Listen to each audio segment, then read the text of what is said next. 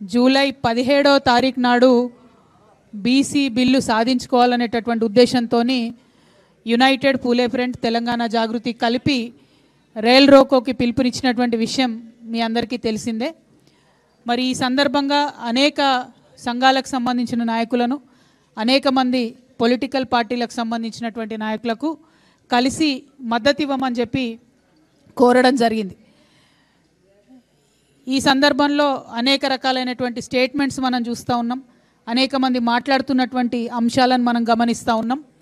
మరి ఈ సందర్భంలో మళ్ళీ ఒకసారి బీసీ బిల్లు ఇప్పుడు ఎక్కడ ఉంది, దానికి కారకులు ఎవరు, అది పాస్ కావాలంటే ఏం చేయాలి అనేటటువంటి అంశాల గురించి ఒకసారి పునరాలోచించుకోవాల్సినటువంటి అవసరం వచ్చింది.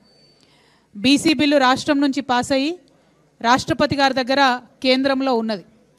మరి అక్కడి నుండి వెనక్కి రావాలంటే భారతీయ జనతా పార్టీ చొరవ తీసుకోవాల్సినటువంటి అవసరం ఉన్నది. కాబట్టి నిన్న భారతీయ జనతా పార్టీ రాష్ట్ర అధ్యక్షులుగా ఎన్నికైనటువంటి గౌరవనీయులు రామచంద్రరావు గారికి మరి తెలంగాణ జాగృతి యునైటెడ్ పూలే ఫ్రంట్ నుంచి నిన్న మేము లెటర్ రాయడం జరిగింది. వారిని రిక్వెస్ట్ చేసినాం, అధ్యక్షుడిగా అయిన తర్వాత ఇది మీరు తొలి విజయంగా తెలంగాణ బీసీ బిడ్డల కోసం సాధించి పెట్టాలి అని చెప్పి రిక్వెస్ట్ చేస్తూ నిన్న భారతీయ జనతా పార్టీ నూతన అధ్యక్షుడిగా ఎన్నికైనటువంటి రామచంద్ర సారి పత్రికాముఖంగా కోరుతున్నాం. ఇక రెండవ ప్రధాన పార్టీ కాంగ్రెస్ పార్టీ, రాష్ట్రంలో అధికారంలో ఉన్న పార్టీ, బిల్లు పాస్ అవడమే కాదు, బిల్లు పాస్ చేయడమే కాదు, మేము ప్రధానమంత్రి గారి దగ్గరికి ఒక అఖిలపక్షాన్ని కూడా తీసుకొని పోతామని గౌరవ ముఖ్యమంత్రి గారు బిల్లు పాస్ అవుతున్న సందర్భంలో చెప్పడం జరిగింది. కానీ ఇంతవరకు దాని మీద కనీసం ఒక్క ముందడుగు కూడా పడలేదు. అఖిలపక్షానికి సంబంధించి ఏ పార్టీలకు ముఖ్యమంత్రి గారు లెటర్ రాయలేదు. అఖిలపక్షం తీసుకొని వస్తానని ప్రధానమంత్రి గారికి కూడా వారు లెటర్ రాయలేదు. లెటర్ రాయకపోగా మల్లికార్జున్ ఖర్గే గారు, జాతీయ కాంగ్రెస్ పార్టీ అధ్యక్షులైనటువంటి మల్లికార్జున్ ఖర్గే గారు ఇవాళ హైదరాబాద్కు వస్తూ ఉన్నారు. ఎందుకోసం వస్తున్నారు? కేవలం కాంగ్రెస్ పార్టీ జిల్లా, మండల, గ్రామస్థాయి కార్యకర్తలతో మాట్లాడడానికి వస్తూ ఉన్నారు. రాబోతున్నటువంటి స్థానిక సంస్థల ఎన్నికలలో వారిని సన్నద్ధం చేయడానికి వస్తూ ఉన్నారు.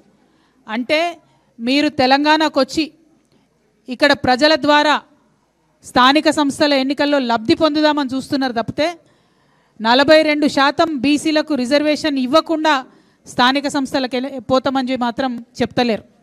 మల్లికార్జున్ ఖర్గే గారు నేను డిమాండ్ చేస్తూ ఉన్నా, 42% బీసీలకు రిజర్వేషన్ లేకుండా ఎట్టి పరిస్థితుల్లో స్థానిక సంస్థల ఎన్నికలు నిర్వహించడానికి వీల్లేదు.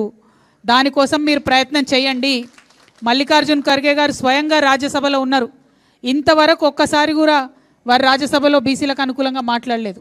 రాహుల్ గాంధీ గారు లోక్సభలో ఉన్నారు, ప్రియాంక గాంధీ గారు లోక్సభలో ఉన్నారు. వారిద్దరు కూడా ఎప్పుడు బీసీల కోసం, తెలంగాణ బీసీల కోసం అనుకూలంగా మాట్లాడినటువంటి దాఖలాలు ఇంతవరకు కనబడలేదు. పెద్దలు సోనియా గాంధీ గారు కూడా చట్టసభల్లో ఉన్నారు, కానీ వారు కూడా ఇంతవరకు తెలంగాణ బీసీల కోసం మాట్లాడినట్టు అనిపించలేదు. ఇదే సోనియా గాంధీ గారు, ఇదే రాహుల్ గాంధీ గారు, ఇదే ప్రియాంక గాంధీ గారు, ఇదే మల్లికార్జున్ ఖర్గే గారు మన చేవెళ్ళకు వచ్చి ఎస్సీ ఎస్టీ డిక్లరేషన్ ఇచ్చిండ్రు, కామారెడ్డికి వచ్చి బీసీ డిక్లరేషన్ చేసిండ్రు, సిద్దిరామయ్య గారిని తీసుకొచ్చి అనేకమైన డిక్లరేషన్లు చేసి సంతకాలు పెట్టి వాగ్దానాలు చేసి ఇవాళ అధికారంలోకి వచ్చిండ్రు. కాబట్టి మల్లికార్జున్ ఖర్గే గారిని మా హక్కుగా తెలంగాణ ప్రజలకు మీరు ఇచ్చినటువంటి మాట నిలబెట్టుకోవాల్సిందిగా మేము డిమాండ్ చేస్తూ ఉన్నాం. వారికి లేఖ ద్వారా తెలంగాణ జాగృతి యునైటెడ్ పూలే ఫ్రంట్ నుంచి మల్లికార్జున్ ఖర్గే గారికి లేఖ ద్వారా మేము విజ్ఞప్తి చేస్తూ ఉన్నాం. ఖచ్చితంగా 42% రిజర్వేషన్ సాధించే వరకు కాంగ్రెస్ పార్టీ ప్రయత్నం చేయాలి. బలంగా లోక్సభలో, రాజ్యసభలో భారతీయ జనతా పార్టీని నిలువరించేటటువంటి ప్రయత్నం చేయాలి.